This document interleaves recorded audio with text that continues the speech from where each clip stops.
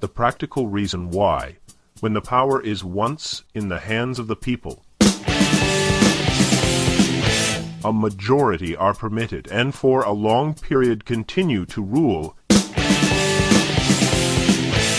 is not because they are most likely to be in the right, nor because this seems fairest to the minority,